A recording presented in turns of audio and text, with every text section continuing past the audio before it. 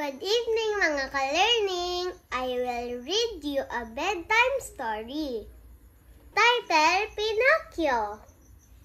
Giuseppe was a good wooden toy maker. This made him very popular in the whole town. Giuseppe was also kind to children. He feels happy when children watch him while working. One time, a brilliant idea came to Giuseppe's mind. He would carve a wooden boy. Giuseppe felt glad when he finally finished his work.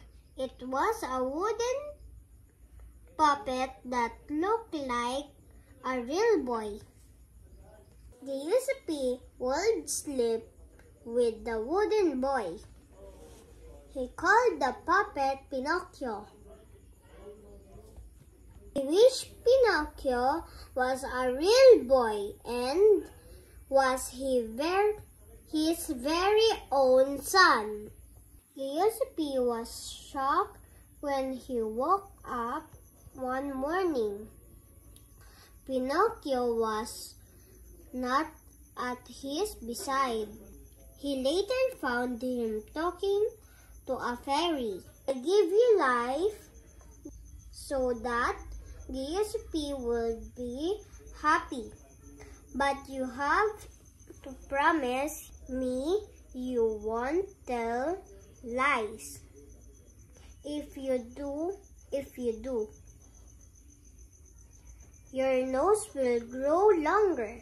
Giuseppe sent him to school, but Pinocchio got involved with bad classmates and later learned to skip classes with them. Somebody told Giuseppe of Pinocchio's mischief. Is it true that you are skipping classes? No, I didn't. Pinocchio answered. Are you hanging around with bad boys? No, I am not. Each time he lied, his nose grew longer. The fairy appeared. She knew what Pinocchio had been doing all along. Didn't I tell you not to tell lies? Pinocchio felt so ashamed. He asked for forgiveness for telling so many lies. I will never do it again, he promised.